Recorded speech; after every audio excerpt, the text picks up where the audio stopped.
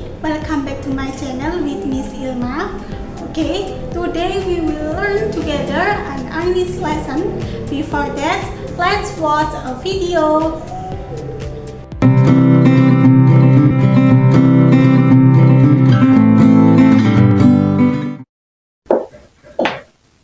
Stale I rise by Maya Angelou.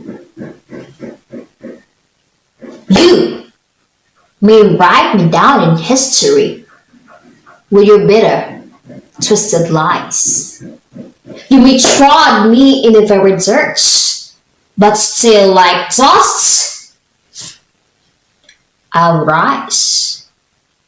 Does my sassiness upset you? Why are you beset with gloom? 'Cause I walk like I've got oil wells pumping in my living room. Just like moons and like suns with a certainty of tides. Just like hope springing high still, I'll rise. After you have seen the video, what are we learning today? Okay, today we will learn introducing to poetry. Before that, do you know poetry? Okay, let's learn together about poetry and listen carefully. Definition of poetry. Poetry is a form of literary work that uses beautiful and meaningful language to convey feelings, ideas, or experiences. Jadi, definisi puisi adalah bentuk karya sastra yang menggunakan bahasa yang indah dan bermakna untuk menyampaikan perasaan, ide, atau pengalaman. Next, the purpose of poetry. The first, expressing feelings and emotion. Maksudnya mengungkapkan perasaan dan emosi. Jadi puisi digunakan untuk menyampaikan perasaan seperti falling in love, sadness, happiness, and personal. The second, conveying deep message or meaning. Maksudnya menyampaikan pesan atau makna mendalam. Jadi puisi sering menyampaikan pesan moral, sosial, atau spiritual yang menginspirasi pembaca untuk merenungkan kehidupan. And the last, explores the beauty of language. Maksudnya mengeksplorasi keindahan bahasa. Jadi puisi menunjukkan keindahan bahasa melalui pilihan kata, ritme, dan rima yang menciptakan pengalaman estetis bagi pembaca. The next elements of poetry.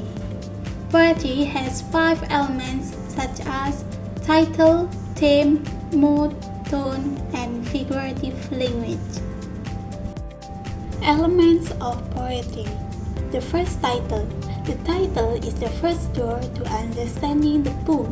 Usually, the title gives an initial idea or the content or meaning of the poem. Nah, di judul ini pintu pertama untuk memahami puisi. Biasanya, judul memberikan gambaran awal tentang isi atau makna puisi. The function of the title. The first, attract the reader's attention, yaitu menarik perhatian pembaca. The second, gives clues about the main theme or message, yaitu memberi petunjuk tentang tema atau pesan utama. And the last, serves as a symbol or metaphor that needs interpretation, yaitu berfungsi sebagai simbol atau metafora yang memperkaya interpretasi. The next element of poetry is theme. Theme is the main idea or message that the author wants to convey to the poem. Themes often reflect the both life experiences, emotion, or worldview. Jadi, tema adalah ide atau pesan utama yang ingin disampaikan oleh penulis melalui puisi. Tema juga seringkali mencerminkan pengalaman hidup, emosi, atau pandangan dunia penyair. Samples of themes in poetry, yaitu love, nature atau keindahan, kehancuran atau hubungan dengan manusia, life or death, hidup atau mati, struggle, perjuangan, or patriotisme. Cara untuk menemukan tema, lihatlah kata-kata kunci dan simbol-simbol yang digunakan dalam puisi. The next element of poetry is mood. Mood is the feeling or emotion the reader feels when reading a poem. The mood can change according to word choice, use of imagery, and language style. Jadi, suasana hati adalah perasaan atau emosi yang dirasakan pembaca saat membaca puisi. Suasana hati dapat berubah sesuai dengan pilihan kata, penggunaan imaji, dan gaya bahasa. Example, happy, sad, and so on. The next element of poetry is tone.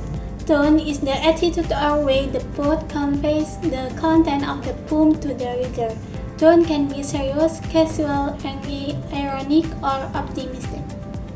Jadi, nada adalah sikap atau cara penyair menyampaikan isi puisi kepada si pembaca. Nada bisa serius, santai, marah, ironis, atau optimis. Example of tone. The first, satirical. A satirical tone often found in social criticism poetry.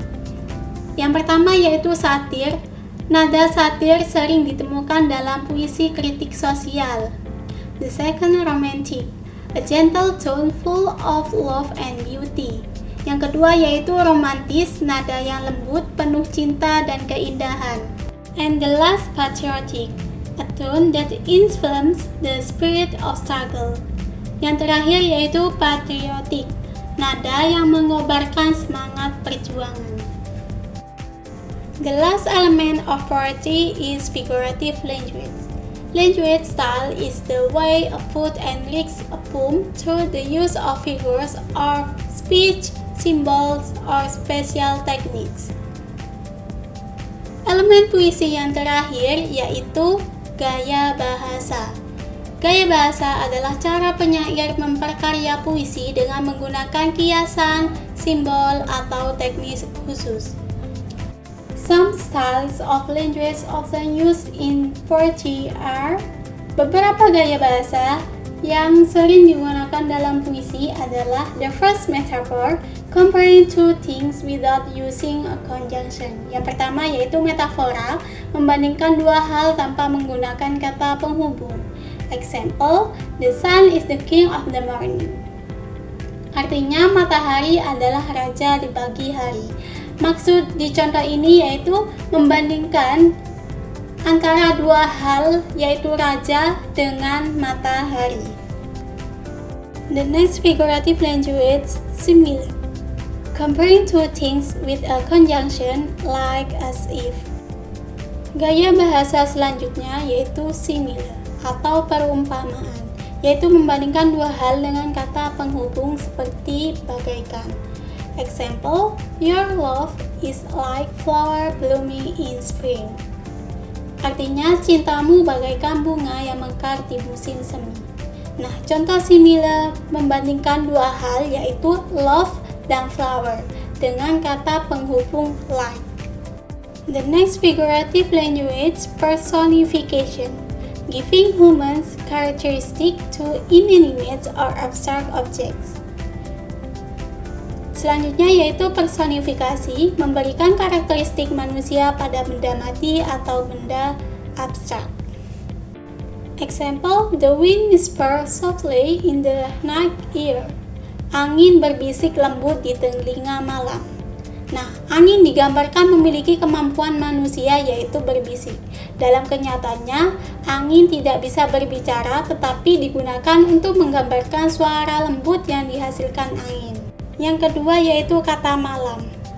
Malam tentu saja tidak memiliki telinga, tetapi hal ini menciptakan suasana puitis yang menggambarkan keheningan dan misteri malam. Nah, itu termasuk personifikasi. And the last figurative language is hyperbole. Exaggerating something for dramatic effect. Gaya bahasa yang terakhir yaitu hiperbola, yaitu membesar-besarkan sesuatu untuk mendapatkan efek dramatis. Example, my tears shook heaven and earth. Air mata saya mengguncang langit dan bumi. Nah, air mata digambarkan begitu kuat hingga bisa mengguncang langit dan bumi.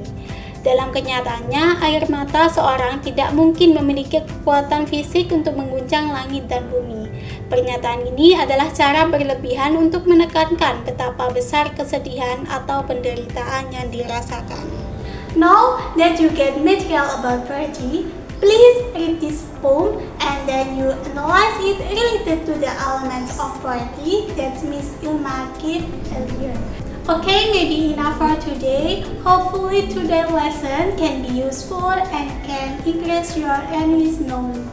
And see you in the next video. Wassalamualaikum warahmatullahi wabarakatuh.